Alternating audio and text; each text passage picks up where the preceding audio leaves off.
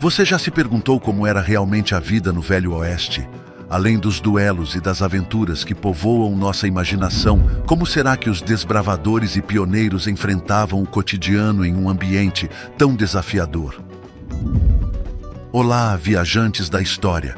Hoje vamos mergulhar no coração do Velho Oeste e explorar não apenas os tiroteios e as diligências, mas como eram as verdadeiras lutas diárias por sobrevivência e os desafios enfrentados todos os dias. Antes de seguirmos para essa jornada pelo desconhecido, não esqueça de deixar seu super like e se inscrever no canal. Agora, sem mais demora, embarquemos nesta aventura histórica.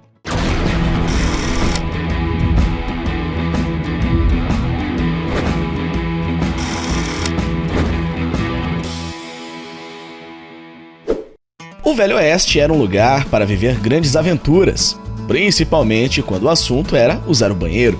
Isso mesmo que você ouviu, usar o banheiro era uma das maiores aventuras, principalmente para se manter limpo. Olá, viajantes da história! Hoje vamos conhecer como era a higiene no Velho Oeste. Pegue suas folhas, procure uma moita antes, já deixe seu super like e sem mais demora, vamos ao vídeo! Saúde dental era dente extraído. Não conheço uma pessoa que goste do sonzinho do motor da broca do dentista. Isso pelo menos não existia naquela época. Bem como as escovas de dentes, pasta de dente, fio dental e afins não estavam presentes no Velho Oeste.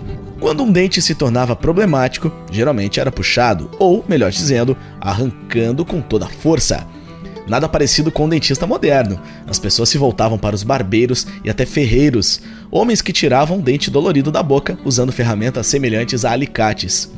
Acho que até aqui você deveria agradecer ao seu dentista na próxima vez que for visitá-lo, não? Porque naquela época não existia analgésicos. Então recorriam ao uísque, que nem sempre resolvia. Havia algumas opções para evitar uma extração, mas as pessoas geralmente não se preocupavam com a higiene bucal. Algumas paradas de diligências e estabelecimentos públicos, as pessoas usavam uma escova de dentes comunitária. Isso mesmo que você ouviu. E frequentemente limpavam as comidas de seus dentes usando facas. Agora eu fico imaginando como era usar uma escova comunitária. Tenso, hein?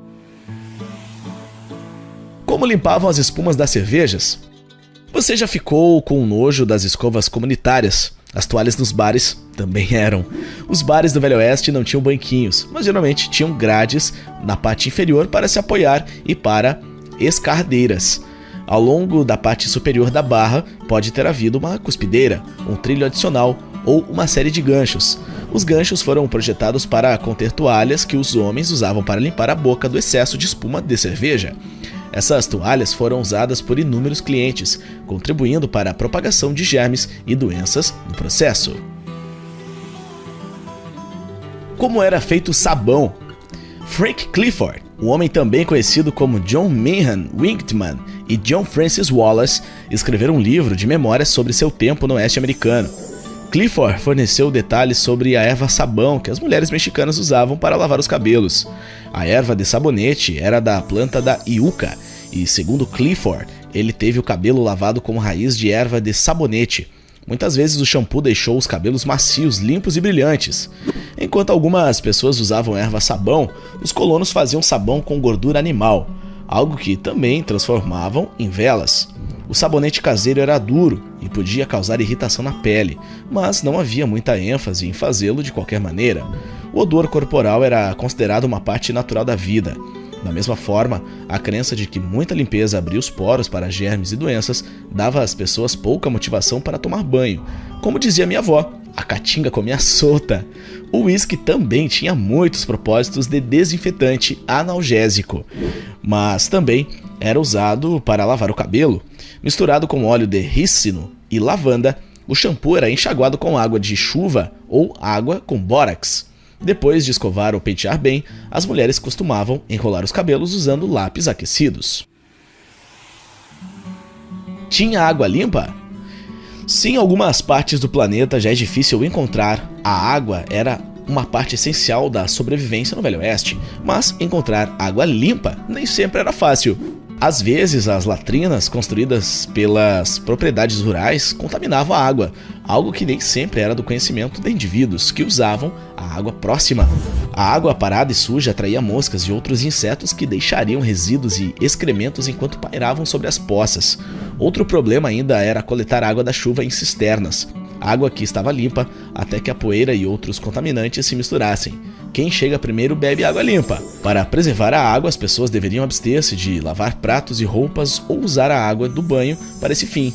E para completar, frequentemente, famílias inteiras usavam a mesma banheira de água, uma ocorrência semanal se tivesse sorte. A casinha do cocô e xixi. As casas externas faziam parte da vida na fronteira, embora algumas pessoas simplesmente se aliviavam na floresta ou em qualquer moita por perto. Dependências ou casinhas foram construídas perto de casas e propriedades, no entanto, no interesse da conveniência e segurança. Um buraco seria cavado e uma estrutura de madeira erguida acima dele, igual no tempo da minha avó, e com certeza você já deve ter visto alguma. Uma vez que o buraco estava cheio, era simplesmente tapado e a estrutura de madeira era colocada sobre outro buraco, normalmente cavado nas proximidades. Bem prático, por sinal, uma mudança da casinha do cocô. A casinha não era um local com cheiro agradável e as pessoas costumavam tentar mascarar o odor com lixívia ou cal. Insetos eram comuns, claro, especialmente moscas e aranhas viúvas negras. Já imaginou tomar uma mordida no traseiro na hora do número 2? O papel higiênico não existia em sua forma mais moderna, então as pessoas usavam o que encontravam. Folhas, espigas de milho e grama eram comuns. Na guerra, qualquer coisa vai. As doenças corriam solta. Naquela época, a água era usada como multiuso. Em outras palavras, se usava e reutilizava em vários aspectos, e a higiene passava longe. Com isso, era comum que doenças surgissem em acampamentos e assentamentos em todo o oeste americano. A cólera foi particularmente prevalente, acabando com a vida de colonos e grupos nativos. Durante o século XIX, uma série de surtos de cólera entre os migrantes mormons custou a vida de milhares, embora o número exato nunca seja conhecido. Encarada como um castigo de Deus e um teste de fé, pensamento dos mormons na época, e bem comum nos dias atuais também por alguns cristãos para enfermidades atuais, a cólera foi uma das muitas doenças que dizimaram um grande número de nativos americanos.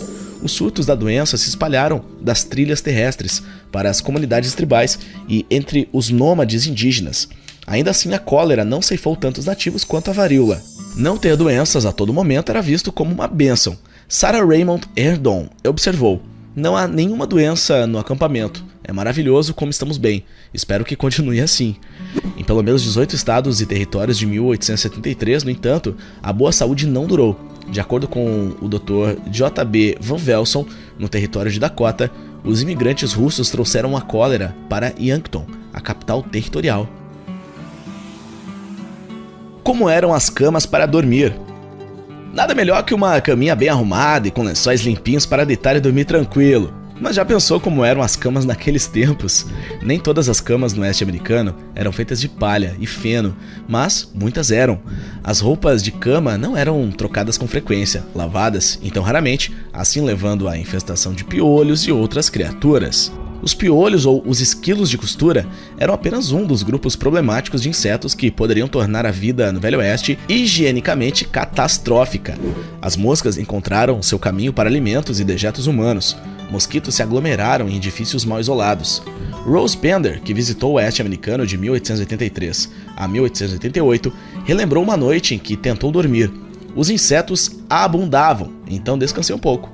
Pouquíssimas pessoas tinham telas nas janelas, então os insetos iam das casas para as dependências e voltavam, deixando restos do que quer que tivessem pego pelo caminho. Só de imaginar me dá arrepios. Nem acampando nos dias atuais é tão difícil dormir assim. Quem aí gosta de filmes de Velho Oeste, levanta a mão.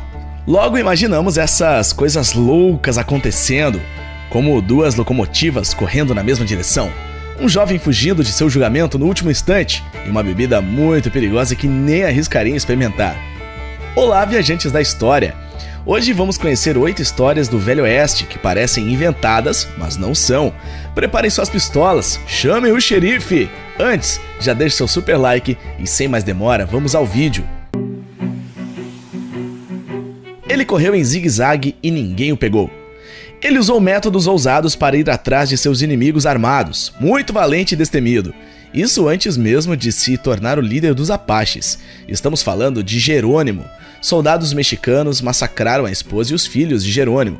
Então, ele jurou vingança contra os soldados. Certa noite, Jerônimo ouviu os espíritos da montanha dizendo-lhe: "Nunca morrerás em batalha, nem de espingarda.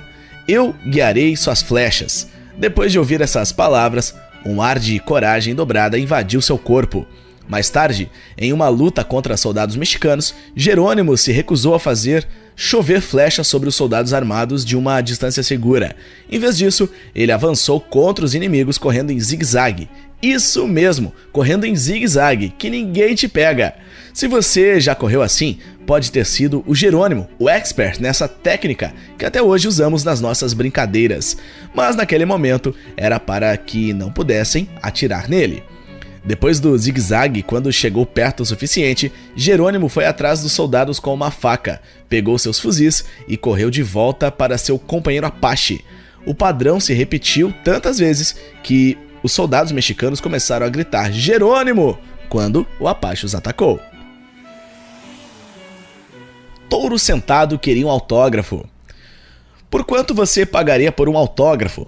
Em 1884, depois de assistir a um espetáculo de tiros da artista Annie Oakley em Minnesota, o chefe Touro Sentado, líder dos Lakotas, indígenas norte-americanos, ficou tão impressionado que resolveu pagar pelo autógrafo. Depois de ver o show, o chefe enviou $65 para o quarto de hotel de Oakley, esperando por uma fotografia autografada da atiradora. Mas a Oakley rejeitou a oferta. Em vez disso, ela pediu ao chefe Touro Sentado para se encontrar com ela. Oakley, mais tarde, relembrou: "O velho ficou tão satisfeito comigo que insistiu em me batizar, e recebi o nome de Pequeno Tiro Certo", disse ela. Mais tarde, Touro Sentado e Annie Oakley trabalharam juntos como parte do show Wild West de Buffalo Bill. "Ele é um velho amigo querido, fiel, e tenho grande respeito e afeição por ele", escreveu Oakley. Estricnina e terebintina para cowboys. Alguém aí sabe o que é estricnina e terebintina? A estricnina é usada como veneno para ratos, por exemplo. A terebintina é muito utilizada em soluções de tintas para evitar fungos. Então, já podemos imaginar que as bebidas do Velho Oeste não eram para fracos. Cowboys, garimpeiros e mineiros não eram muito exigentes com suas bebidas alcoólicas. Em salões na Serra Nevada, era comum vender suco de tarântula, que continha estricnina. E a estricnina não era o único ingrediente prejudicial na bebida. O suco de tarântula também continha terebintina. O que aconteceu com os homens que pediram suco de tarântula? A estricnina deu-lhes uma explosão de energia, semelhante à resposta do corpo à metanfetamina. Mas à medida que os bebedores processavam a mistura, sua pele começava a rastejar como se as tarântulas estivessem subindo e descendo pelos braços. Essa sensação foi muitas vezes seguida por espasmos musculares e tétano, com o tempo, câncer e morte certa. Ela era imune à varíola. A varíola era uma doença grave no Velho Oeste, mas uma lenda do Velho Oeste sobreviveu à varíola e usou sua imunidade à doença para cuidar dos outros. Quando criança, Jane Calamidade teve varíola e mal sobreviveu. Anos mais tarde, um surto atingiu a pequena cidade de Deadwood. Embora ela não tivesse treinamento como enfermeira, Jane Calamidade cuidou de 8 mineiros doentes. Uma testemunha ocular chegou a declarar que Jane era um anjo perfeito enviado do céu quando qualquer um dos meninos estava doente. E Deadwood não era o melhor lugar para pegar varíola. Pessoas doentes foram colocadas em quarentena em tendas sem acesso à água corrente. Em vez de abandonar os doentes, Jane tratou-os com erva e sal de Epsom, também conhecido como sulfato de magnésio. Ela até puxou uma arma para se certificar de que os homens tinham mantimentos e água. 5 dos pacientes de Jane sobreviveram e os médicos da cidade declararam que, sem a ajuda de Jane Calamidade, todos os 8 homens teriam morrido. Camelos para o Texas. Os amplos espaços abertos do Ocidente eram adequados para camelos, então o governo comprou 75 camelos do Oriente Médio. Os camelos trabalhavam em Camp Verde, onde faziam corridas de suprimentos para San Antônio. Mas, alguns anos depois, a Guerra Civil interrompeu o serviço dos camelos quando um funcionário do governo decidiu leiloar os animais. O novo proprietário enviou alguns camelos para Nevada e Califórnia. Outros camelos foram simplesmente libertados. A fuga de Billy the Kid. Procurado em 1881 por atirar em um xerife em Nebraska e outro homem em um salão de Novo México, fugindo de uma recompensa de $500 por sua cabeça, Billy acabou sendo preso e levado a julgamento. O juiz nem hesitou e considerou Billy culpado, dizendo que o fora da lei ficaria pendurado até que ele estivesse morto. Billy respondeu: "Você pode ir para o inferno." Já no dia de sua forca, Billy the Kid conseguiu uma fuga ousada. Em 28 de abril de 1881, ele pediu ao subdelegado que guardava sua cela que o levasse ao banheiro externo. Ao sair da cela, o bandido tirou as algemas, pegou a arma do subdelegado e acabou com ele. Sabendo que o xerife estaria atrás dele, Billy se escondeu no telhado do tribunal. Quando o xerife apareceu correndo, Billy gritou: "Olhe pra cima, meu velho, e veja o que você consegue." Então, ele atirou no xerife. Com sua fuga quase completa, Billy the Kid pegou um cavalo e pegou a estrada. Apresentação para a Rainha Vitória da Inglaterra. Buffalo Bill transformou o Velho Oeste em um espetáculo. E em 1887, Buffalo Bill levou o Velho Oeste em turnê, viajando até Londres para se apresentar no Jubileu da Rainha Vitória. Ele levou mais de 200 pessoas, mais de 180 cavalos e 18 búfalos, 10 alces, 5 novilhos do Texas, 4 burros e 2 veados. Uma vez na Grã-Bretanha, o show quase causou um incidente diplomático quando Anne Oakley estendeu a mão para apertar a mão do príncipe de Gales, mas o futuro rei Eduardo VII ficou tão encantado com o espetáculo que encorajou a Rainha Vitória a vir pessoalmente para vê-lo. Multidões de 30 mil pessoas compareceram às apresentações, ansiosas para ver o Velho Oeste de perto. Buffalo Bill era um showman com visão de futuro.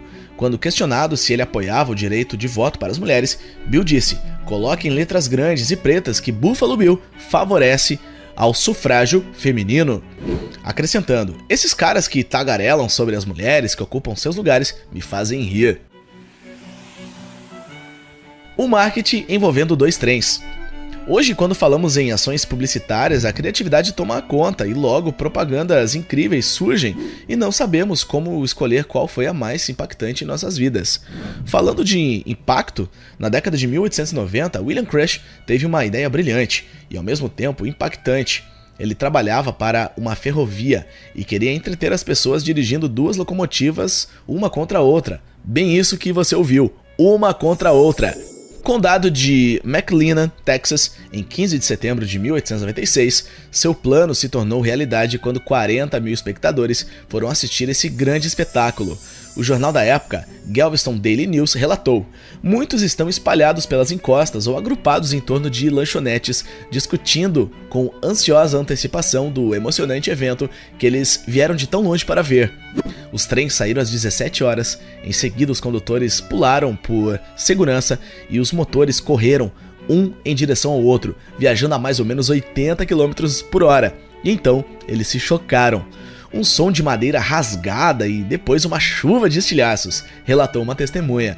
Houve apenas um rápido instante de silêncio e então, como se controlado por um único impulso, ambas as cadeiras explodiram simultaneamente e o ar estava cheio de mísseis voadores de ferro e aço, variando em tamanho de um selo postal, a meia roda motriz caindo indiscriminadamente sobre justos e injustos, ricos e pobres, grandes e pequenos. 2 pessoas morreram e muitos outros espectadores ficaram feridos quando os detritos voaram. Um fotógrafo que tirou fotos até perdeu um olho. Quanto ao organizador do evento, a empresa ferroviária o demitiu, mas à medida que a publicidade do evento chegava às manchetes em todo o mundo, a empresa o recontratou. Acho que a campanha funcionou. Se você achava que o Velho Oeste existia cowboys apenas, salões, bang bang, você está muito enganado. As epidemias, DSTs, sanguessugas, bebidas com enxofre, mantinham os médicos muito ocupados. Olá, viajantes da história! Hoje conheceremos como era a vida de um médico no Velho Oeste. Preparem os bisturis, os curativos e muito uísque. Antes, já deixe seu super like e sem mais demora, vamos ao vídeo. Médicos do Diabo. Com o avanço da medicina ao longo dos anos, pequenas cirurgias dos dias de hoje são realizadas em minutos. Mas isso era totalmente diferente se comparado a anos atrás. Agora imagine fazer uma cirurgia no Velho Oeste. Não era para qualquer médico, e sem falar das pessoas supersticiosas que às vezes acreditavam que os médicos estavam fazendo o trabalho do diabo. Os médicos realizavam autópsias, declaravam que bandidos notórios morreram após tiroteios e às vezes tiveram que realizar cirurgias pouco ortodoxas para salvar a vida dos pacientes. Um médico da fronteira escreveu: "Operei a garganta da criança sufocada, abrindo a traqueia e mantendo aberta com anzóis." Isso mesmo que você ouviu, anzóis. Em um caso, um médico realizou uma operação no domingo de manhã. Sua paciente, que sofria de um grande tumor ovariano, foi submetida a uma cirurgia sem o benefício de anestésicos. Mas, com certeza, um uísque caía bem nesse caso, tenho certeza. Servia para tudo naquela época, até para aliviar as dores em procedimentos cirúrgicos. Agora imagine uma multidão reunida do lado de fora do consultório médico, alegando que o médico estava cortando uma mulher lá dentro. Mas foi isso que realmente aconteceu. A paciente sobreviveu a um procedimento de 25 minutos, na qual um tumor de 10 quilos foi removido de seu abdômen. Fabricavam seus próprios remédios. Quem aí já tomou um xaropinho da vovó quando estava doente? Muitas vezes o gosto era de arrepiar a espinha. Mas os médicos do Velho Oeste também tinham suas receitinhas particulares. Eles também fabricavam e vendiam seus próprios remédios. Em algumas cidades do Velho Oeste, os médicos também atuavam como farmacêuticos. Além de médico, eles incorporavam mais uma profissão devido à falta de profissionais qualificados. As farmácias da época muitas vezes estocavam sanguessugas que os médicos usavam para sangrar os pacientes, ou até mesmo purificar o sangue. Os farmacêuticos também misturavam seus próprios remédios com ervas, folhas e raízes cruas. Em 1878, depois que se formaram na Faculdade de Medicina, os médicos James Robson e Ella Ford se casaram e se mudaram para Jacksonville, Oregon, onde abriram uma farmácia e um consultório médico. Infelizmente, Ella Ford veio a falecer no parto um ano depois dos seus estabelecimentos estarem funcionando. Viagens de alto risco. Quem aí já andou de cavalo por muito tempo? Algumas piadas de mau gosto falam que depois de algum tempo tudo fica grudado na sela do cavalo. Se é verdade, eu não sei, mas os médicos no Velho Oeste viajavam longas distâncias para atender os pacientes.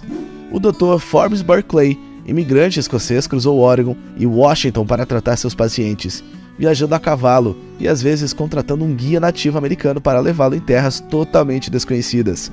Quando os médicos chegavam ao local, muitas vezes realizavam uma cirurgia de emergência. Um cirurgião descreveu a operação de um paciente deitado em um barril de uísque, enquanto o médico estava sentado em um toco de árvore. Médico sem treinamento. Qualquer um poderia ser médico, até mesmo um açougueiro poderia se intitular médico. O resultado disso era que os médicos não treinados podiam promover tratamentos estranhos, que muitas vezes não davam resultados e prejudicavam mais do que ajudavam. Os médicos prescreviam ervas nativas americanas secretas ou dietas estranhas para tratar todos os tipos de doença. Outros promoviam banhos de plantas de todo tipo. Muitos aconselharam a remoção de sangue ruim de pacientes doentes, geralmente por meio de sangrias ou sanguessugas. Muitos acreditavam que os melhores remédios tinham um gosto amargo e os mais repugnantes. Como resultado, alguns médicos recomendavam beber enxofre como tratamento. O que os médicos receitavam? Os tratamentos às vezes eram mais perigosos do que a própria doença. Era sério, acredite. Os médicos tratavam muitas condições com purgativos destinados a limpar o sistema sanguíneo e intestinal do paciente. Eles comumente administravam doses maciças de ipeca para induzir o vômito. Pior disso ainda era o calomelano, um composto de mercúrio tão forte que enfraqueceu as gengivas dos pacientes e fazia com que os seus dentes caíssem. Na década de 1840, os médicos começaram a administrar o quinino, uma substância eficaz e segura. Qualquer procedimento era válido, só ter uma cobaia. Era comum os médicos do Velho Oeste praticarem medicina sem um diploma formal, e alguns médicos não tinham nenhum treinamento formal. Era tudo na base prática comum, ou achismo mesmo. A escassez dos profissionais médicos na fronteira possibilitou que curandeiros autodidatas praticassem medicina. Um caso aconteceu em 1827. Um ex-zelador realizou a primeira cesariana bem-sucedida no Ocidente. John Richmond trabalhava como zelador em uma escola de medicina, onde aprendeu a realizar todos os procedimentos ouvindo palestras. Ele se autodenominou médico e fez uma cesariana sem nunca ter visto uma antes. Um mantra de alguns médicos.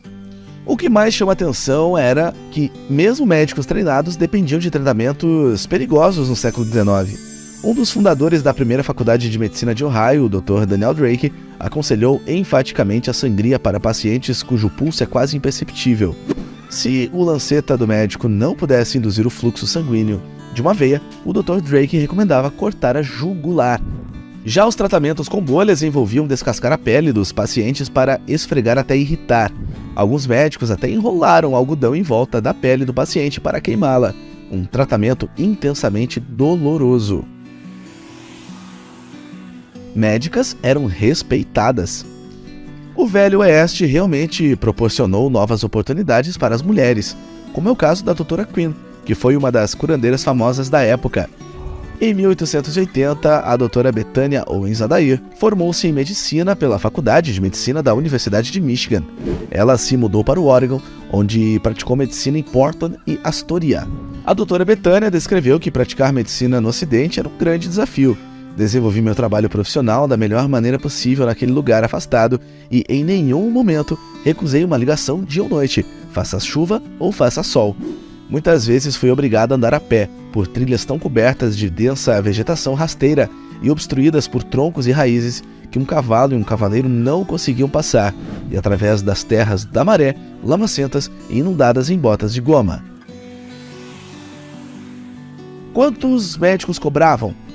Para ganhar dinheiro no Velho Oeste era complicado e os médicos não ganhavam ótimos salários. No início do século XIX, eles geralmente cobravam de 25 a 50 centavos por uma consulta. Visitas muito longas, incluindo pernoites, podiam custar até $1.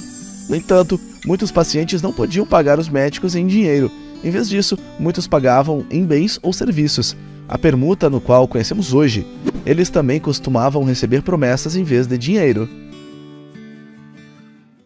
Como já conhecemos, a vida no Velho Oeste americano não foi fácil. Uma vida dura, cheia de mistérios, perigos e até situações difíceis de acreditar. Olá, viajantes da história! Hoje conheceremos 9 mitos que aprendemos sobre o Velho Oeste, que, na verdade, não é bem assim. Ficou curioso para saber quais são? Então já deixa o seu super like e, sem mais demora, vamos ao vídeo. Era fácil assaltar bancos? Não acredite em tudo que você vê nos filmes hollywoodianos. O público costuma ver um bando de bandidos do Velho Oeste correndo para um banco com suas armas em punho, enquanto carregava sacos de dinheiro, eventualmente fugindo do local, a cavalo, uma verdadeira cena clássica. Mas, na vida real, era realmente assim? Os assaltos a banco no Velho Oeste não eram tão comuns, com uma estimativa de apenas 3 ou 4 assaltos em 15 estados em um período de 40 anos. A vida das profissionais de relacionamento. Como sabemos, a vida de uma profissional de relações nunca foi fácil nem mesmo honrosa, mas no Velho Oeste a situação parecia um pouco diferente.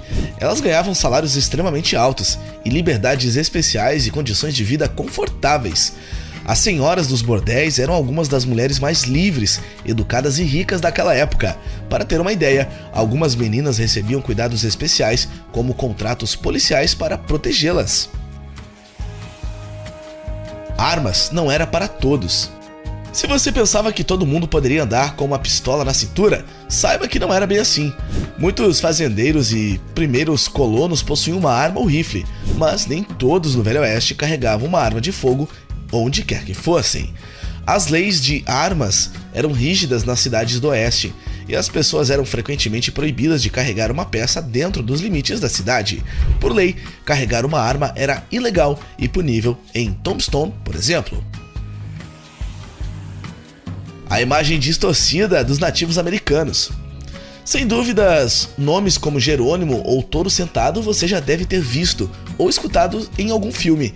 Embora houvesse algumas ocorrências de luta entre nativos americanos e colonos ocidentais por território, o cinema leva as pessoas a acreditarem que cowboys e índios estavam constantemente em guerra uns com os outros, mas isso não é verdade.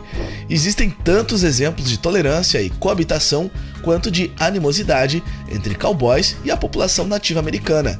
Na verdade, os nativos americanos fizeram bons negócios com os colonos, muitas vezes negociando mercadorias e fornecendo serviços de orientação. Só existia cowboys brancos no Velho Oeste? Nos clássicos filmes de faroeste, os cowboys são predominantemente brancos. No entanto, o Velho Oeste realmente teve seu quinhão de etnias multiculturais. Na verdade, há rumores de que o personagem de Lone Ranger foi inspirado por um marechal negro dos Estados Unidos chamado Bass Reeves. Além disso, o primeiro grupo conhecido de cowboys ocidentais era, na verdade, fazendeiros mexicanos chamados vaqueiros e cavalheiros espanhóis chamados cabaleiros. Ambos eram hábeis nas tradições de condução de gado e equitação. Nem todos os bandidos que governavam o Ocidente eram homens. Algumas senhoras ocupavam um papel significativo de ser um fora da lei. Essas mulheres assustadoras cometeram vários crimes altamente puníveis, como roubos, assaltos com armas de fogo e assassinatos. Camelos selvagens. A lenda do fantasma vermelho do Arizona nada mais era que camelos selvagens. Agora, como esses camelos foram parar no Arizona? Inicialmente, 75 camelos foram comprados do Egito para compor o exército americano, principalmente para levar suprimentos entre Campo Verde e San Antônio, e isso por volta de 1855. Alguns anos depois, a Guerra Civil interrompeu o serviço dos camelos quando um funcionário do governo decidiu leiloar os animais. O novo proprietário enviou alguns camelos para Nevada e Califórnia. Outros camelos foram simplesmente libertados. Já soltos por aí, já sabem o que aconteceu. Um pequeno desequilíbrio ecológico e sem ter o que fazer, os camelos resolveram rapidinho o problema: procriar. No início, os avistamentos de camelos eram raros, mas na década de 1880, o território do Arizona enfrentou uma terrível ameaça: uma pequena população de camelos. O Velho Oeste era tão selvagem assim? Você sobreviveria ao faroeste? E a resposta é sim. A visão na qual o Velho Oeste era terra de ninguém ou simplesmente onde o capeta fazia churrasco não era bem assim. A visão que temos é a de bandidos armados, emboscadas de nativos americanos e cowboys com aquela mira certeira do Counter-Strike, se envolvendo em duelos a todos os instantes, e confusões correndo soltos pelas cidades eram coisas naturais e aconteciam a todo momento. Na realidade, a maioria das cidades era bastante pacífica. Na verdade, alguns historiadores afirmam que o Velho Oeste era um lugar muito civilizado, mais pacífico e mais seguro do que a sociedade americana de hoje. Embora não houvesse governos locais, existiam organizações e clubes privados que ajudavam a julgar questões de propriedade, roubo e crime, mantendo as coisas bem organizadas. Chapéus e cowboys. Ao contrário do que muitos acreditam, o chapéu de cowboy Stetson não era uma escolha popular para muitos pioneiros no Velho Oeste. A imagem dos cowboys usando sempre chapéus era basicamente um truque de cinema. Na verdade, as escolhas mais populares e práticas de chapéus de cowboy era o bowler e o derby, porque eram menos propensos a voar quando você estava andando a cavalo em alta velocidade. Além disso, teria sido muito inseguro usar um enorme chapéu branco quando você estava realmente no meio de um tiroteio, visto que seria um alvo fácil. Era só um passatempo?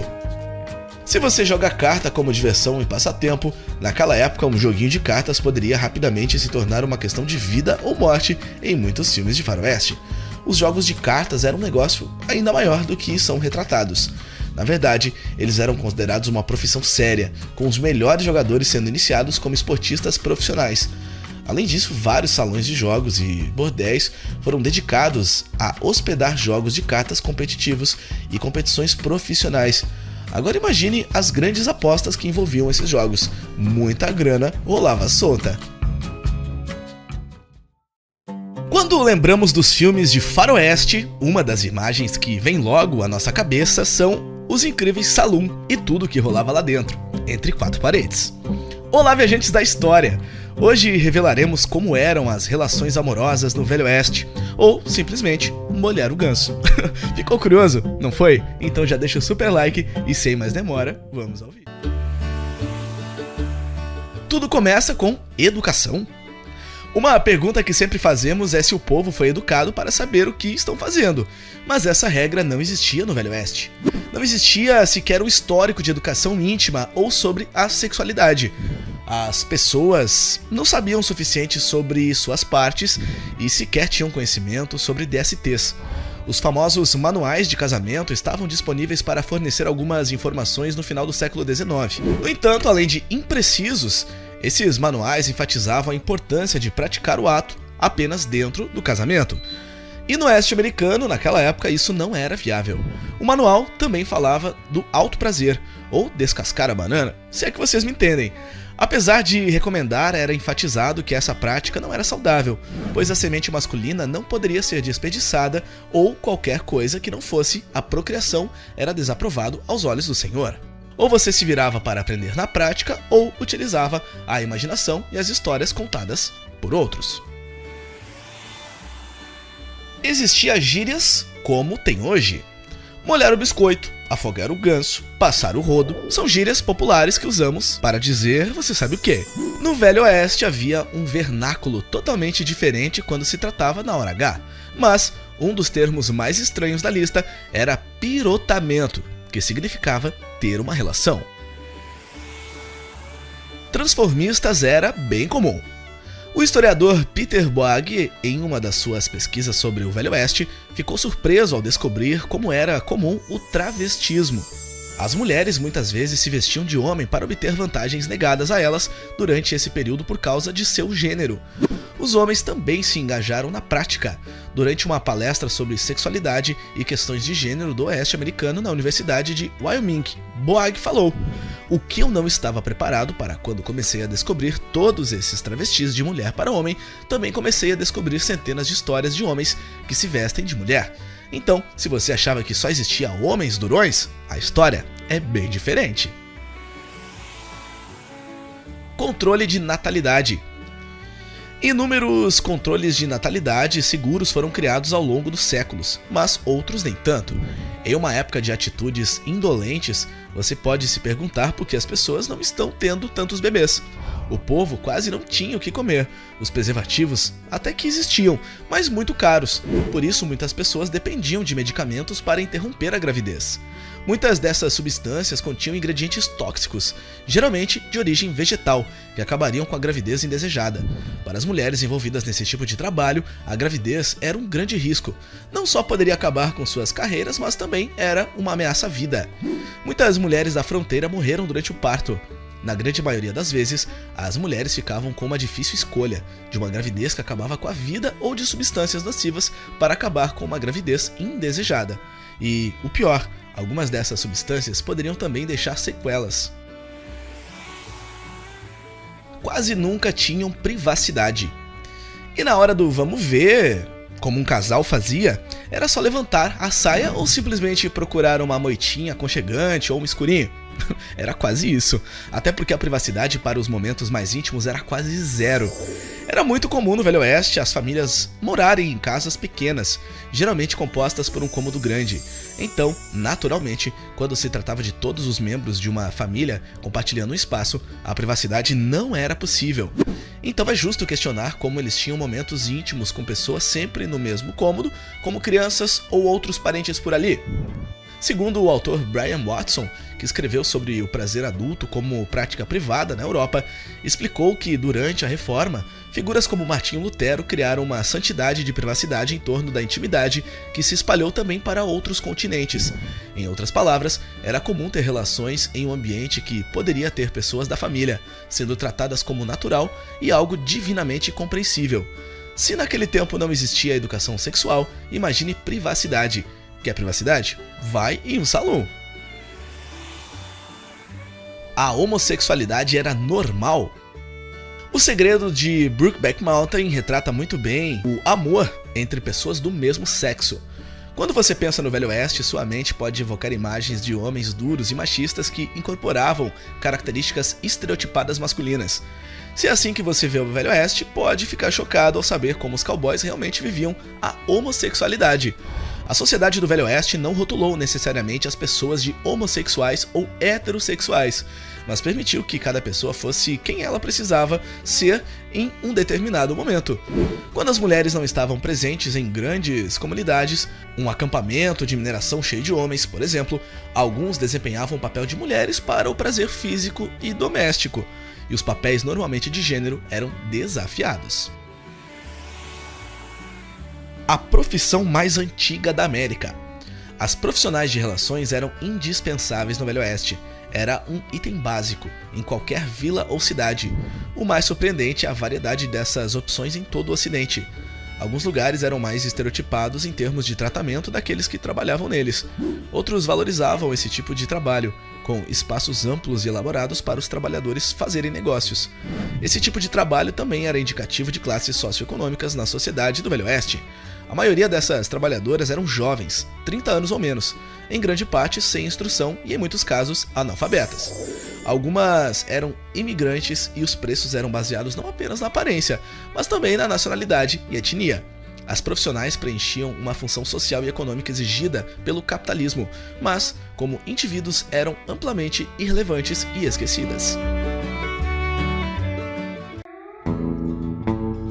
Em uma época de pistoleiros e foras da lei, quando a bravura era medida pela velocidade do saque, existiam mulheres que desafiavam as convenções. Elas eram as rainhas dos salões, as donas dos palcos noturnos, mulheres de negócios que prosperavam na fronteira selvagem. Olá, viajantes da história! Hoje conheceremos 12 damas da noite que fizeram seus nomes no Velho Oeste.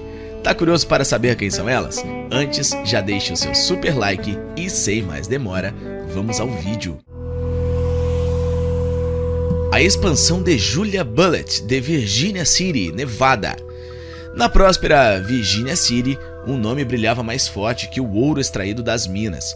Julia Bullitt, dona de um estabelecimento de entretenimento popular, a rainha da Comstock Lodge, cativava os mineiros com seu charme e espírito caridoso. Durante a epidemia da febre tifoide, Julia dedicou-se a cuidar dos enfermos, mostrando que mesmo em meio à dureza da fronteira, havia espaço para compaixão e empatia. Sua vida e morte trágica são lembretes da dureza do Velho Oeste, mas também do espírito da resiliência e determinação que definia as pessoas que lá viviam. A saga de Big Nose Katy, de Tombstone, Arizona. Em Tombstone, uma cidade sinônimo de conflito de tiroteios, Big Nose Katy destacou com sua personalidade ousada e conexões perigosas. Companheira de longa data do infame Doc Holliday, Katy era conhecida tanto por sua beleza quanto por sua tenacidade. Ela esteve presente em alguns dos momentos mais icônicos da história do Velho Oeste, e sua determinação em enfrentar qualquer desafio que se apresentasse a ela a tornou uma personagem inesquecível na tapeçaria de Tombstone. A ascensão e queda de Mattie Blaylock, de Tombstone, Arizona. A história de Mattie Blaylock é uma de ascensão e de queda. Originária do Kansas, Mattie viajou para o oeste com a esperança de uma vida melhor, como companheira de Wyatt Earp, um dos homens mais notórios do Velho Oeste. Ela vivenciou alguns dos eventos mais históricos da época. No entanto, a vida na fronteira também tinha seus desafios. A luta de Mattie contra o vício no Landanão é um testemunho da dura realidade que muitos enfrentavam naquela época. A sedutora de Denver, Mattie Silks, de Denver, Colorado. Em Denver, uma mulher chamada Mattie Silks se tornou uma figura icônica. Com sua inteligência aguçada e beleza cativante, Mattie transformou seu bordel em House of Mirrors, em uma instituição da cidade. Conhecida por sua habilidade nos negócios e por seu coração de ouro, Mattie era vista como uma madame justa e amigável, sempre pronta para ajudar as mulheres que trabalhavam para ela. As irmãs Everleaf, as arquitetas dos sonhos de Chicago, Illinois. Em uma cidade conhecida por sua rigidez e formalidade, as irmãs Everleaf desafiaram as normas sociais e criaram o Everleaf Club, um estabelecimento de entretenimento adulto de alto nível. Mina e Ada Everleaf não apenas proporcionavam prazer aos seus clientes, mas também se esforçavam para garantir que suas borboletas, as mulheres que trabalhavam para elas, fossem tratadas com dignidade e respeito. Seu sucesso e influência foram tamanhos que o termo Everleaf se tornou sinônimo de alta classe e qualidade. A tigresa de Tombstone, Nellie Cashman, de Tombstone, Arizona. Nellie Cashman, conhecida como a tigresa de Tombstone, era uma mulher de muitos talentos. Ela era dona de um restaurante popular, mineradora de sucesso e uma filantropa incansável. Seu espírito destemido e sua generosidade se tornaram lendários em Tombstone, e ela é lembrada até hoje como uma das personagens mais coloridas da cidade. A rainha de Fort Griffin, Lori Deno, de Fort Griffin, Texas. Lori Deno era conhecida como a rainha do pôquer de Fort Griffin. Uma jogadora habilidosa, Lori ganhava a vida nos salões de jogo do Texas, muitas vezes deixando seus adversários masculinos de bolsos vazios. Ela era uma figura respeitada e temida, conhecida tanto por sua beleza quanto por sua destreza no jogo. A Madame de Seattle, Lou Graham, de Seattle, Washington. Em Seattle, Lou Graham reinou. Dona de um dos bordéis mais prósperos da cidade, ela era conhecida por sua generosidade, doando grandes somas de dinheiro para projetos de infraestrutura e escolas públicas. Lou era uma visionária, vendo o potencial de Seattle muito antes dos outros. Sua influência era tão grande que, depois de sua morte, a rua em que seu bordel estava localizado foi rebatizado em sua homenagem. A Belle de Portland, Nancy Boggs, de Portland, Oregon. Nancy Boggs foi uma mulher inovadora que, desafiando as leis que proibiam a venda de álcool na cidade, criou um estabelecimento flutuante, que se tornou um dos pontos mais populares de Portland. Nancy era querida pelos moradores da cidade, que admiravam sua esperteza e determinação em contornar as leis arcaicas que limitavam a vida na cidade. A Imperatriz de Helena, Josephine Irene de Helena, Montana. Em Helena, no coração do território de Montana, Josephine Irene, conhecida como Chicago Joe, era uma rainha indiscutível. Ela transformou um simples bordel em um palácio de entretenimento, atraindo os mais ricos e poderosos da região. Josephine era famosa por sua elegância e astúcia nos negócios, sempre um passo à frente de seus concorrentes. As Sereias de São Francisco, a Toy e Bella Cora, de São Francisco, Califórnia. Em São Francisco, duas mulheres se destacaram entre as demais, a Toy e Bella Cora. A Toy, uma imigrante chinesa, cativou a cidade com sua beleza e charme. Ela abriu um estabelecimento de entretenimento onde apresentava dançarinas chinesas e se tornou uma das primeiras mulheres chinesas a abrir um processo judicial nos Estados Unidos, lutando pelos direitos das mulheres e contra a exploração. Bella Cora, por outro lado, era uma dama da alta sociedade que decidiu abrir um bordel para sustentar a si mesma e ao seu amado, Charles Cora. Seu bordel, conhecido pela sofisticação e elegância, tornou-se um dos estabelecimentos mais famosos da cidade. Bella Cora, com sua beleza e inteligência, se tornou uma figura proeminente na cidade de São Francisco, e sua morte trágica marcou o fim de uma era. A Dama de Deadwood, Dora Dufran, de Deadwood, Dakota do Sul. Por último, mas definitivamente não menos importante, Dora Dufran. Essa mulher de espírito livre era uma das madames mais bem-sucedidas de Deadwood, uma cidade conhecida por sua lei e desordem. Dora era amiga do infame Calamity Jane e do lendário Wild Bill Hickok, e era conhecida por seu coração de ouro e seu amor pelos animais. Apesar da vida tumultuada, Dora sempre manteve sua dignidade e graciosidade, tornando-se uma figura amada em Deadwood. Por gerações, os corações valentes dos povos indígenas norte-americanos pulsaram com a mestria da estratégia bélica, uma dança de destreza e coragem que ecoou pelos vastos campos e montanhas. Suas táticas, forjadas no fogo da resistência, não apenas desafiaram, mas moldaram o curso dos invasores europeus, levando-os a um relutante respeito e adoção dessas artes de guerra. Lendas como Pontiac e Jerônimo, com sua bravura indomável, teceram seus nomes no tecido imortal da história militar.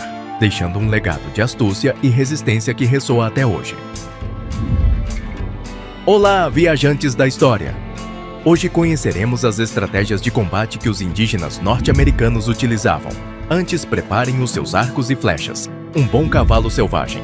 Então, deixe seu super like e sem mais demora, vamos ao vídeo. Os nativos americanos e a guerra. Você já ouviu falar nas táticas de guerrilha dos nativos norte-americanos? Os povos indígenas constantemente entravam em guerras entre si, contra seus colonizadores, os descendentes estadunidenses, e houve até mesmo eventos em que os nativos lutaram lado a lado com os europeus. As estratégias tradicionais dos nativos norte-americanos em geral eram focadas na autopreservação. Eles armavam emboscadas, avançavam contra o inimigo durante o sono e dominavam diversas estratégias de ataque rápido, o famoso bater e correr. Havia também combates em campo aberto e batalhas duradouras. Só que os nativos americanos organizavam seus exércitos sob um viés individualista, incentivando os guerreiros a lutar de forma debandada e improvisada. Quando a batalha começava, o que valia era a lei do cada um por si.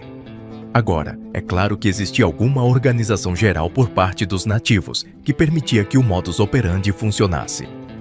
Geralmente, havia um plano central com pontos em aberto, e o líder chegava a instruir os guerreiros sobre o que fazer, mas sempre incentivando a adaptabilidade em campo. Sabe aquela famosa frase dita por um general germânico: "Nenhum plano de batalha sobrevive ao contato com o inimigo"? A ideia era mais ou menos essa. Campo aberto. Nas batalhas em campo aberto, os mais criativos truques eram utilizados. A comunicação através de bandeiras, de sons corporais, cornetas e até mesmo reflexo de espelhos eram muito comuns. Também eram emitidos sinais falsos para confundir as tropas adversárias e eram oferecidos prêmios aos guerreiros que conseguissem acertar um inimigo durante os arrastões, os assaltos rápidos contra acampamentos e vilarejos. Os exércitos indígenas em geral eram bem equipados e dominavam bem lutas corporais. Suas armas incluíam lanças, machados de pedra e flechas que eram atiradas em chamas. O uso de veneno nas pontas das flechas era incomum, mas também chegava a acontecer. Além disso, muitas tribos domesticavam cavalos e cavalgavam durante os ataques e fugas. Essa era uma das poucas vantagens materiais dos nativos em relação aos europeus durante o período pré-colonial. Substituíam parentes. Um dos costumes mais bizarros de algumas tribos da época era substituir parentes mortos nas batalhas por inimigos sobreviventes. É isso mesmo que você ouviu. Os Apache, Comanches, os Wichitas, os Kiowa, entre algumas outras tribos da região sul e sudoeste dos Estados Unidos, costumavam sequestrar sobreviventes dos combates e levá-los para a sua tribo, tornando-os membros de suas famílias. Há relatos de figuras históricas que conseguiram escapar desse destino terrível e contar a experiência em primeira mão. Contudo, era comum que a vítima passasse o resto da vida como prisioneira. Na história da humanidade, diversos exércitos tiveram o hábito de sequestrar os sobreviventes das suas invasões, mas algo que torna peculiar essa prática dos nativos do sul dos Estados Unidos é que os prisioneiros não se tornavam necessariamente submissos, e também o fato de que não havia distinção de sexo, idade e cor. Os sequestrados não eram necessariamente abusados na aldeia. A maioria deles vivia em desgraça pelo resto de suas vidas curtas e doentes, mas muitas crianças que eram adotadas cresciam e se adaptavam. E há relatos de mulheres que eram tratadas com respeito como qualquer outra esposa da aldeia. O famoso herói Britt Johnson, cowboy negro nascido escravo, teve sua esposa e filhos sobreviventes levados pela tribo dos Kiowa e posteriormente os comprou de volta, trocando-os por bens materiais. Ao longo do tempo, diversos esquadrões de resgate foram criados tanto por parte dos europeus quanto dos próprios indígenas. O comércio de sobreviventes como escravos chegou de fato a existir em alguns casos, embora isso certamente não seja uma prática de guerra comum ou exclusiva dos nativos americanos. Estima-se que aproximadamente 30% de todos os Apaches, Comanches e Kiowas tenham alguma descendência de antigos prisioneiros. Os Iroqueses. De todos os grupos de nativos americanos, provavelmente o mais conhecido por sua crueldade com seus inimigos são os Iroqueses, que habitavam a extensa região dos Grandes Lagos da América do Norte, situada no nordeste dos Estados Unidos e em uma parte do Canadá. Esse grupo composto de vários povos tradicionais inicialmente era nômade e posteriormente consolidou-se como uma confederação americana. Suas práticas de guerra envolviam linchar, escalpar e queimar os inimigos ainda vivos. A prática de retirar escalpo, a pele que cobre o crânio, é associada à demonstração de poder. Os escalpos eram exibidos na aldeia por seus coletores, e esse ritual simbolizava o encerramento de um combate digno. Apesar da tradição ser o motivo principal por trás da remoção do escalpo do inimigo, há relatos de itens de couro humano que foram comercializados por indígenas na região norte dos Estados Unidos, como cintas e chapéus. As guerras de luto. Os nativos iroqueses foram responsáveis pela concepção das chamadas guerras de luto. Quando um parente era morto em uma batalha, era costume da família caçar um nativo de uma aldeia rival para substituí-lo.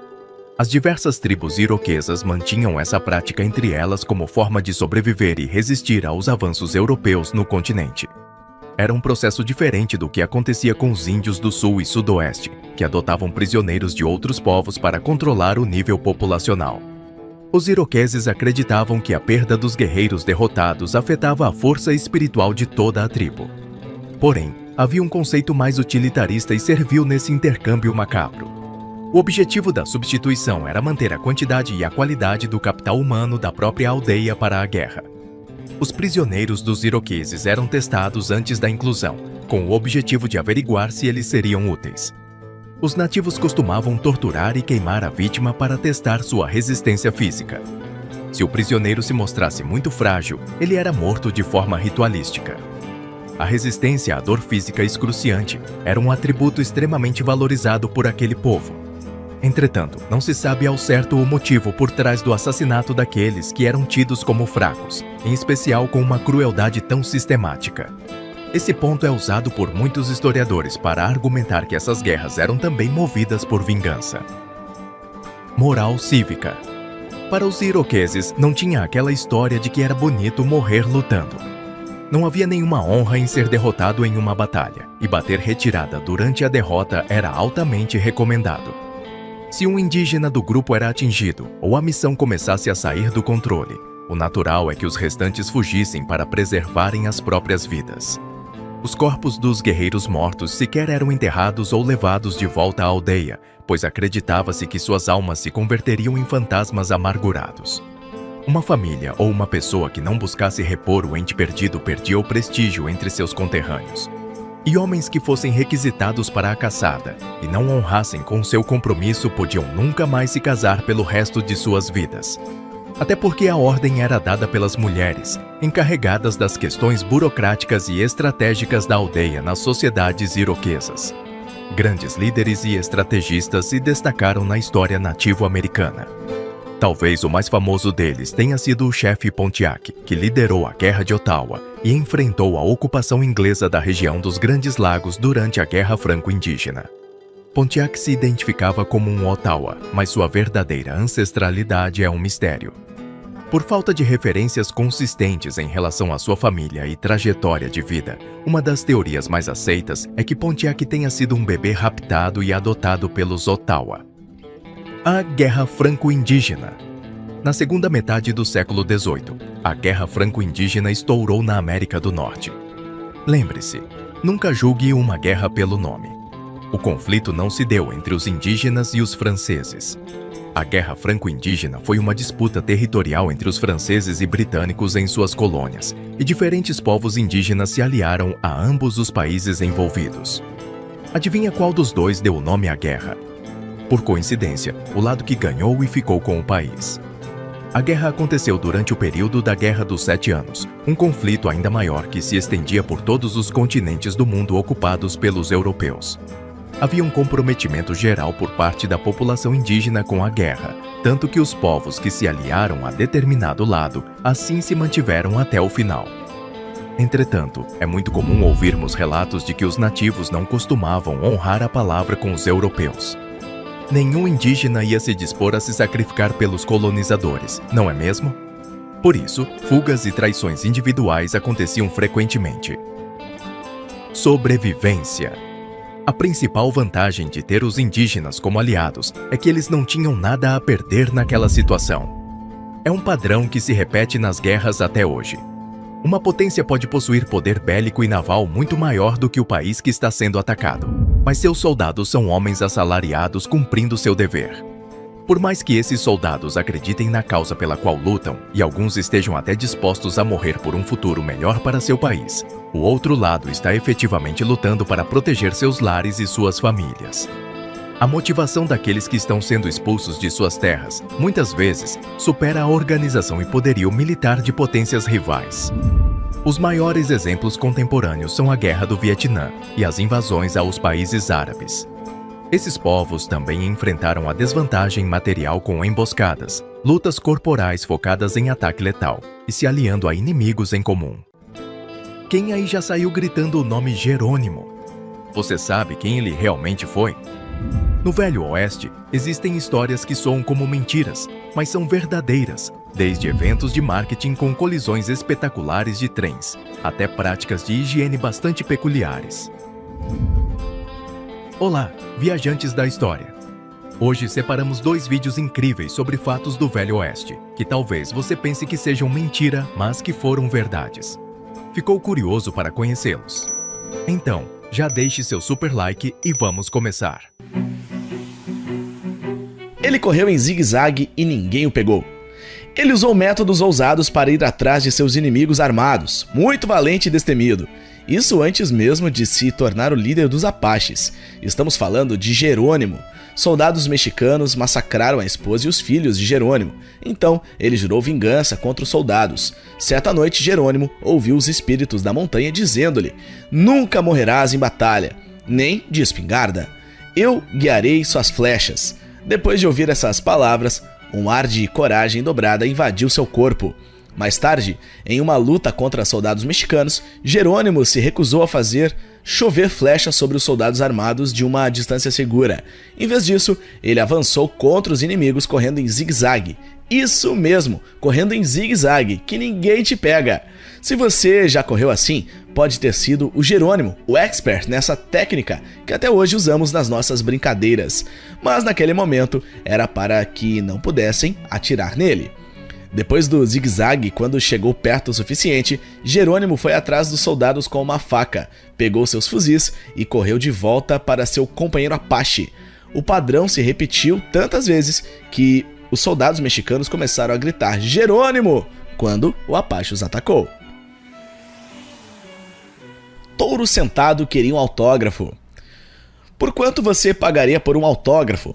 Em 1884, depois de assistir a um espetáculo de tiros da artista Annie Oakley em Minnesota, o chefe Touro Sentado, líder dos Lakotas, indígenas norte-americanos, ficou tão impressionado que resolveu pagar pelo autógrafo. Depois de ver o show, o chefe enviou $65 para o quarto de hotel de Oakley, esperando por uma fotografia autografada da atiradora. Mas a Oakley rejeitou a oferta. Em vez disso, ela pediu ao chefe Touro Sentado para se encontrar com ela. Oakley, mais tarde, relembrou: "O velho ficou tão satisfeito comigo que insistiu em me batizar, e recebi o nome de Pequeno Tiro Certo", disse ela. Mais tarde, Touro Sentado e Annie Oakley trabalharam juntos como parte do show Wild West de Buffalo Bill. "Ele é um velho amigo querido, fiel, e tenho grande respeito e afeição por ele", escreveu Oakley. Estricnina e terebintina para cowboys. Alguém aí sabe o que é estricnina e terebintina? A estricnina é usada como veneno para ratos, por exemplo. A terebintina é muito utilizada em soluções de tintas para evitar fungos. Então, já podemos imaginar que as bebidas do Velho Oeste não eram para fracos. Cowboys, garimpeiros e mineiros não eram muito exigentes com suas bebidas alcoólicas. Em salões na Serra Nevada, era comum vender suco de tarântula, que continha estricnina. E a estricnina não era o único ingrediente prejudicial na bebida. O suco de tarântula também continha terebintina. O que aconteceu com os homens que pediram suco de tarântula? A estricnina deu-lhes uma explosão de energia, semelhante à resposta do corpo à metanfetamina. Mas à medida que os bebedores processavam a mistura, sua pele começava a rastejar como se as tarântulas estivessem subindo e descendo pelos braços. Essa sensação foi muitas vezes seguida por espasmos musculares e tétano, com o tempo, câncer e morte certa. Ela era imune à varíola. A varíola era uma doença grave no Velho Oeste, mas uma lenda do Velho Oeste sobreviveu à varíola e usou sua imunidade à doença para cuidar dos outros. Quando criança, Jane Calamidade teve varíola e mal sobreviveu. Anos mais tarde, um surto atingiu a pequena cidade de Deadwood. Embora ela não tivesse treinamento como enfermeira, Jane Calamidade cuidou de 8 mineiros doentes. Uma testemunha ocular chegou a declarar que Jane era um anjo perfeito enviado do céu quando qualquer um dos meninos estava doente. E Deadwood não era o melhor lugar para pegar varíola. Pessoas doentes foram colocadas em quarentena em tendas sem acesso à água corrente. Em vez de abandonar os doentes, Jane tratou-os com erva e sal de Epsom, também conhecido como sulfato de magnésio. Ela até puxou uma arma para se certificar de que os homens tinham mantimentos e água. 5 dos pacientes de Jane sobreviveram e os médicos da cidade declararam que, sem a ajuda de Jane Calamidade, todos os 8 homens teriam morrido. Camelos para o Texas. Os amplos espaços abertos do Ocidente eram adequados para camelos, então o governo comprou 75 camelos do Oriente Médio. Os camelos trabalhavam em Camp Verde, onde faziam corridas de suprimentos para San Antônio. Mas, alguns anos depois, a Guerra Civil interrompeu o serviço dos camelos quando um funcionário do governo decidiu leiloar os animais. O novo proprietário enviou alguns camelos para Nevada e Califórnia. Outros camelos foram simplesmente libertados. A fuga de Billy the Kid.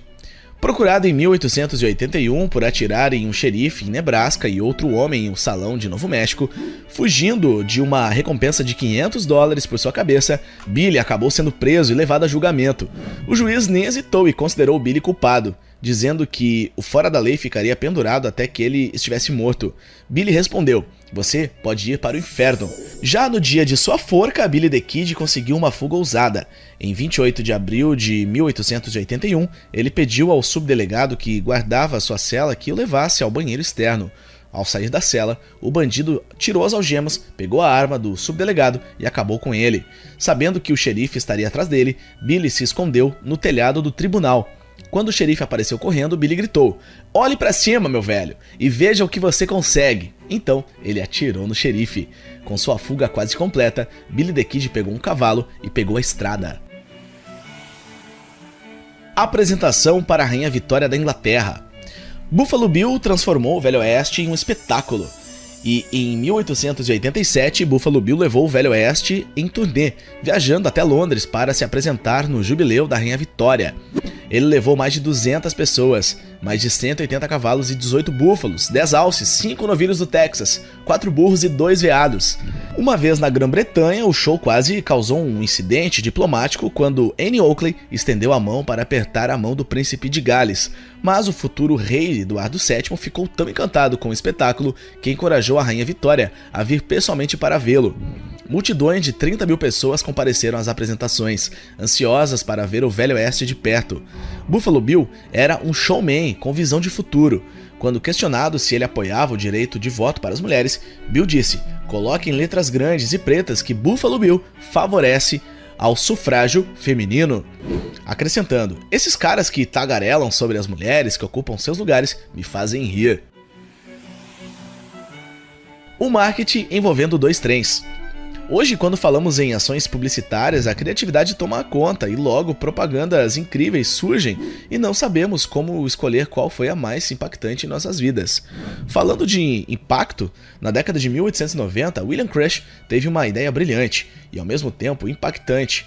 Ele trabalhava para uma ferrovia e queria entreter as pessoas dirigindo 2 locomotivas, uma contra a outra. Bem isso que você ouviu, uma contra a outra. Condado de McLennan, Texas, em 15 de setembro de 1896, seu plano se tornou realidade quando 40 mil espectadores foram assistir esse grande espetáculo. O jornal da época, Galveston Daily News, relatou: "Muitos estão espalhados pelas encostas ou agrupados em torno de lanchonetes, discutindo com ansiosa antecipação do emocionante evento que eles vieram de tão longe para ver." Os trens saíram às 17 horas, em seguida os condutores pularam por segurança e os motores correram um em direção ao outro, viajando a mais ou menos 80 km por hora. E então eles se chocaram. Um som de madeira rasgada e depois uma chuva de estilhaços, relatou uma testemunha. houve apenas um rápido instante de silêncio e então, como se controlado por um único impulso, ambas as cadeiras explodiram simultaneamente e o ar estava cheio de mísseis voadores de ferro e aço, variando em tamanho de um selo postal, a meia roda motriz caindo indiscriminadamente sobre justos e injustos, ricos e pobres, grandes e pequenos. 2 pessoas morreram e muitos outros espectadores ficaram feridos quando os detritos voaram. Um fotógrafo que tirou fotos até perdeu um olho. Quanto ao organizador do evento, a empresa ferroviária o demitiu, mas à medida que a publicidade do evento chegava às manchetes em todo o mundo, a empresa o recontratou. Acho que a campanha funcionou. A criatividade na escolha de ingredientes demonstra respeito pelo meio ambiente. Em tempos passados era focado na subsistência e rituais cerimoniais, assim como desempenhava um papel importante na celebração e na unificação das comunidades, fascinando pesquisadores e historiadores no mundo todo. Olá, viajantes da história! Preparem suas panelas, juntem os seus pratos, porque vamos falar hoje sobre antigos hábitos alimentares dos indígenas norte-americanos. Já ficou com água na boca? Então deixe seu super like e sem mais demora, vamos ao vídeo. Atu, o ensopado de carneiro navajo. A tribo dos Navajos habitava a região onde hoje fica o Arizona e o Novo México do sul dos Estados Unidos. Eles cozinhavam um prato simples, mas bastante peculiar, conhecido como atu, o ensopado de carne, geralmente de ovelha. Após o cozimento da carne, vegetais eram adicionados e havia o costume de se comer o prato acompanhado de pães ou de tortilhas crocantes de milho. Pachofa, ou canja de milho branco. Um dos pratos nativos mais antigos e mais conhecidos até hoje é a canjica. A tribo dos Chickasaw e dos Choctaw costumava se alimentar de uma canja à base de milho branco, cozido na água, geralmente acompanhada de carne de porco. Essa canja, chamada de pachofa pelos nativos, é dada como um alimento inventado pelos Chickasaw. Os indígenas norte-americanos cozinhavam a pachofa em tigelas enormes ou em caldeirões, e ela era distribuída em cerimônias e eventos sociais. Em algumas ocasiões, a canja era servida em pedaços de chifres e até mesmo crânios vazios de animais. O consumo desse alimento está associado à prática religiosa ao longo dos séculos. A dança da canja era um ritual onde a pessoa doente era deixada sozinha com o curandeiro da aldeia. Enquanto o curandeiro proferia palavras mágicas para afastar os maus espíritos, os outros membros da tribo dançavam ao redor a uma determinada distância. Nessas cerimônias, a canjica era servida aos aldeões entre uma dança e outra. As tribos dos Chickasaw se consolidou no século XVII e é mais ou menos essa época os primeiros registros do Brasil na canjiquinha, o prato dos tupinambás à base de milho verde e leite. Mas não é como se uma receita tivesse sido baseada na outra. Tratam-se de diferentes tipos de canja de milho, uma receita bastante intuitiva na situação e condição dos indígenas americanos. Os primeiros registros de um ensopado à base de milho se encontram em tribos africanas ancestrais. Esse prato é chamado de mungunzá, às vezes também referido como canjica ou canjicão, e chegou ao Brasil, por exemplo, através dos escravos trazidos da África. Coloquialmente, nós definimos como canja uma sopa cujo caldo é extraído de um alimento. Mungunzá é uma canja de milho branco de preparo similar à pachofa dos Chickasaw. A diferença é que o mungunzá é doce, e assim como a canjiquinha, faz uso de leite em seu preparo, o que resulta em um caldo mais encorpado. As carnes de caça e pesca.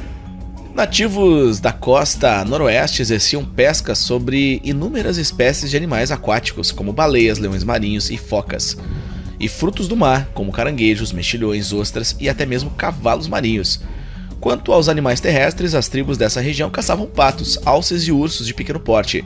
A agricultura e a pecuária eram desprezadas e o consumo de vegetais se resumia praticamente à colheita de frutas silvestres.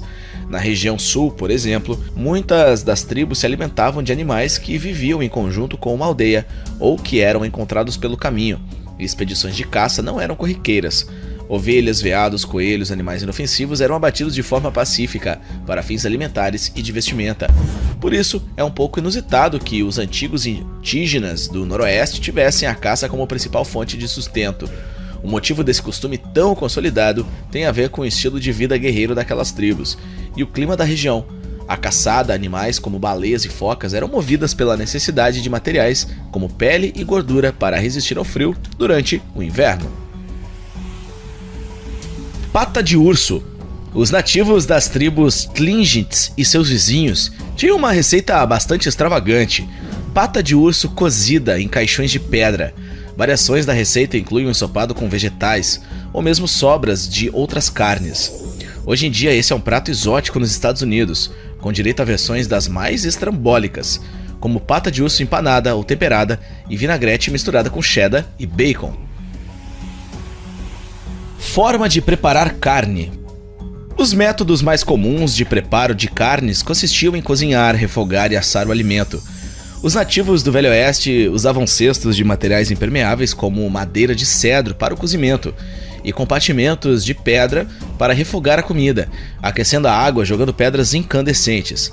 Na hora de assar peixes e outras carnes eram utilizados métodos desde os mais rudimentares, como gravetos e fogueira, e até mesmo churrasqueiras improvisadas, algumas delas montadas a partir de ossos de animais. Vale ressaltar que certos hábitos cotidianos tinham um viés místico por trás. O fogo e a água eram vistos como recursos concedidos por entidades divinas. Na região oeste da Califórnia, rezava uma lenda em que, uma época muito antiga, nos primórdios da criação divina, os elementos da natureza se comunicavam com os humanos.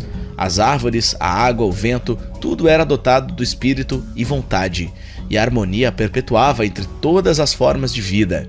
Então, certa vez, os espíritos do fogo se revoltaram com os humanos pelo uso banal do elemento e fizeram com que o fogo desaparecesse da terra, tornando inacessível aos humanos.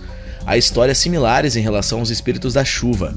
Por isso, rituais xamânicos com o objetivo de agradar as entidades e preservar o provimento desses recursos eram frequentes. A agricultura. Os hábitos alimentares das tribos do sudeste dos Estados Unidos eram bem diferentes daqueles cultuados pelos bravos caçadores da região norte. Povos como os Cherokee, os Ute, os Catawbas e os próprios Chickasaw eram agricultores que praticavam a policultura e suas fazendas se estendiam por milhares de hectares.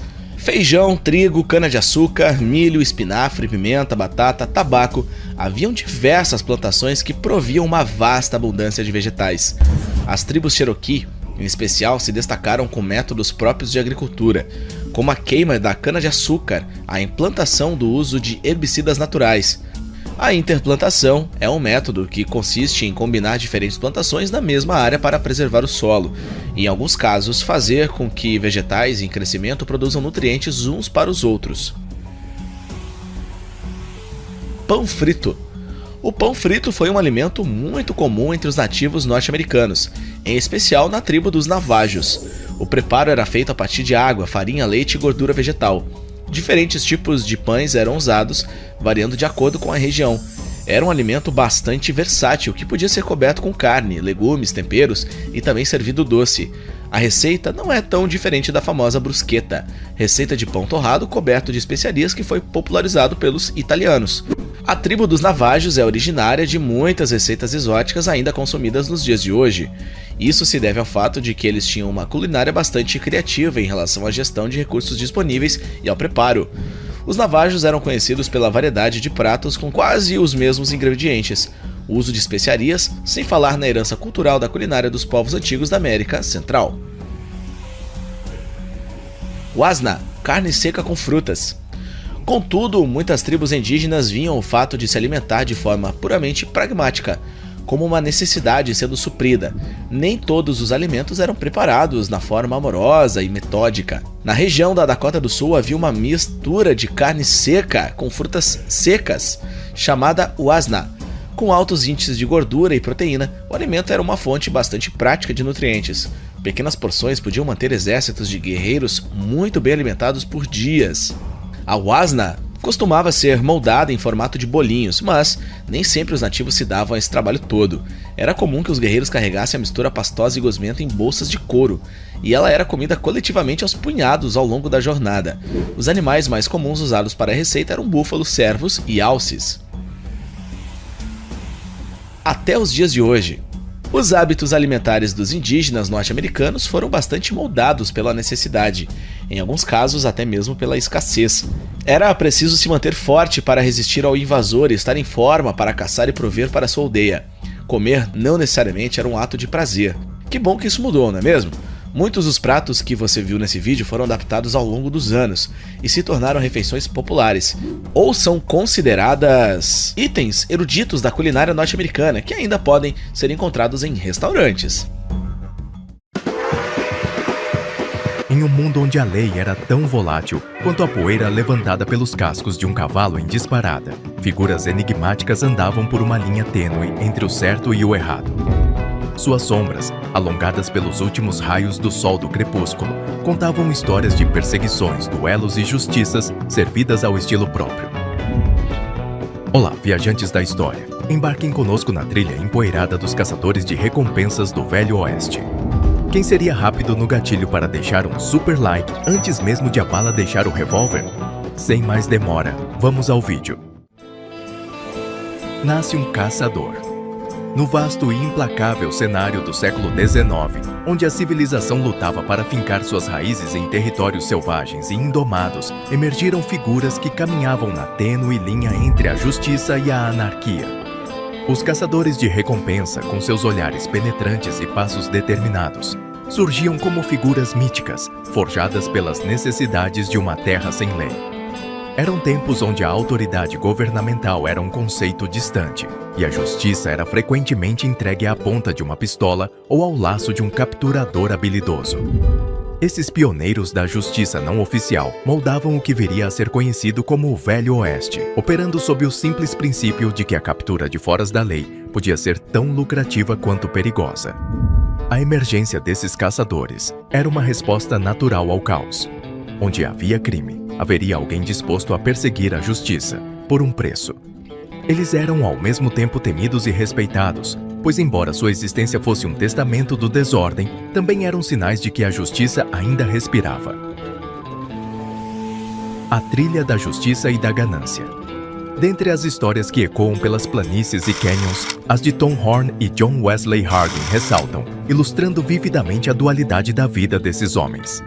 Tom Horn, por exemplo, foi um talentoso rastreador e atirador, conhecido tanto por suas habilidades em capturar foras da lei, quanto pela controvérsia que envolvia suas ações, flertando constantemente com os limites da moralidade. John Wesley Harding, por outro lado, foi um notório fora da lei, que afirmava ter tirado a vida de mais de 20 homens, mas cujas narrativas também flertavam com a linha do mito e da realidade. O que define um caçador de recompensa é essa capacidade de viver em um mundo de sombras, navegando entre a justiça e a ganância, com uma facilidade que muitos viam como uma bênção, enquanto outros viam como maldição.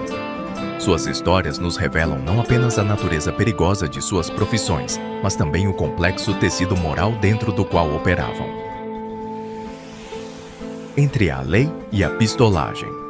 A linha que separava os caçadores de recompensa dos meros pistoleiros era, em muitos aspectos, tão difusa quanto a poeira levantada por um cavalo em disparada. Ambos viviam à sombra da lei, mas enquanto um pistoleiro podia apenas buscar o próximo pagamento, independentemente da moralidade de suas ações, o caçador de recompensa era compelido, ao menos em teoria, por um mandado, uma autoridade que legitimava sua perseguição.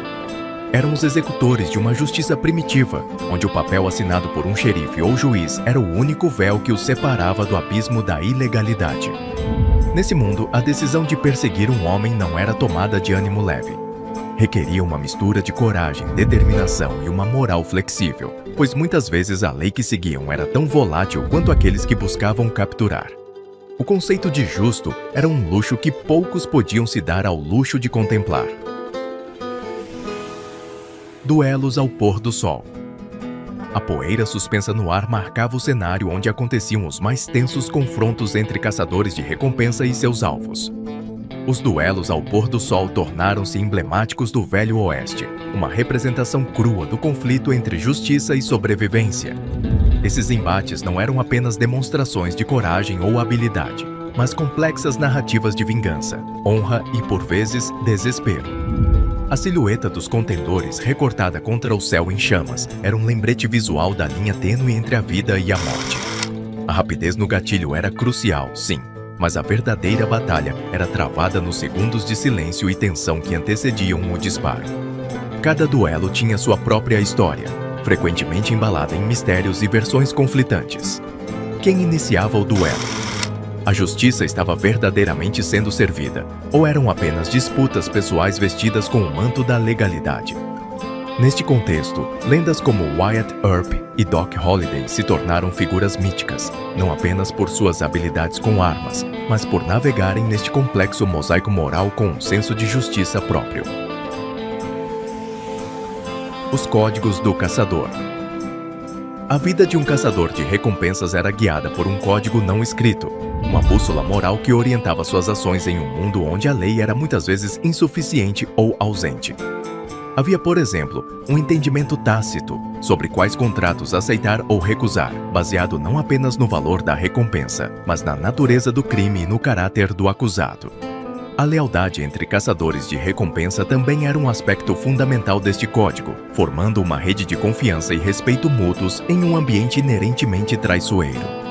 E ainda, a maneira como tratavam seus capturados revelava muito sobre seus valores pessoais. Alguns optavam por entregá-los à justiça com o mínimo de dano, enquanto outros não mostravam a mesma deferência. Estes códigos não escritos serviam como uma tentativa de impor ordem e justiça própria, refletindo a complexidade das escolhas morais na fronteira. As histórias não contadas. Por trás das façanhas celebradas dos caçadores de recompensa, jazem histórias raramente contadas. Através de um olhar atento, descobrimos não apenas os conflitos e desafios enfrentados pelos caçadores em sua busca, mas também as repercussões de suas ações nas comunidades e famílias dos perseguidos. Muitas vezes, os caçadores de recompensa eram vistos como heróis, trazendo criminosos à justiça, mas a história é sempre mais complexa. A perseguição de um fora da lei poderia levar à destruição de propriedades, traumatizar inocentes e até mesmo resultar em mortes acidentais. Lendas e verdades. No coração do Velho Oeste, as histórias de caçadores de recompensa flertam incessantemente com a linha entre a lenda e a verdade. As narrativas sobre homens como Billy the Kid e Pat Garrett, por exemplo, são frequentemente carregadas de dramatizações e exageros. Investigando os registros históricos, descobrimos que muitas vezes a realidade é tão fascinante quanto a ficção. A verdadeira natureza de suas perseguições, capturas e, ocasionalmente, suas escapadas desafia a noção preconcebida de heróis e vilões, pintando um quadro mais nuanceado de justiça na fronteira. A busca por veracidade nos leva a questionar a autenticidade das fontes, os interesses por trás das narrativas publicadas e o impacto duradouro dessas histórias no imaginário coletivo. À medida que o século XIX dava lugar ao XX, o Velho Oeste começou a se transformar sob o peso do progresso e da ordem. Os caçadores de recompensa, uma vez figuras cruciais na manutenção da ordem nas fronteiras da sociedade, começaram a ver seu papel ser diminuído pela formalização das instituições de aplicação da lei. Este processo não foi abrupto, mas uma transição gradual, marcada tanto por resistência quanto adaptação. Alguns caçadores de recompensa se reinventaram, tornando-se xerifes, marshals ou até mesmo detetives particulares, enquanto outros se viram deslocados, figuras de um passado que rapidamente desaparecia. O legado dos caçadores. O impacto dos caçadores de recompensa na história do Velho Oeste estende-se além de suas vidas. Suas ações, imortalizadas em contos populares e registros históricos, contribuíram para a construção do mito da fronteira americana. Este legado, entretanto, é multifacetado, refletindo tanto a necessidade de justiça em terras onde a lei era escassa, quanto os ciclos de violência que frequentemente acompanhavam sua execução. A análise do legado desses caçadores revela a complexidade da justiça fronteiriça e seu papel no desenvolvimento das instituições legais americanas, bem como na cultura popular. Assim, cada sombra no pôr do sol conta uma história, cada trilha empoeirada leva a uma verdade esquecida. O Velho Oeste nos ensina que a justiça muitas vezes reside nos olhos de quem a busca. Agora, chegamos ao fim de mais uma jornada. O que você achou deste vídeo? Sua perspectiva é valiosa para nós. Deixe seu comentário e participe da conversa. Não esqueçam de deixar o seu like no canal, essa ação ajuda muito. E se esse vídeo foi relevante para você, compartilhe. Até a próxima e nos vemos em breve. Fiquem em paz. Fique com Deus.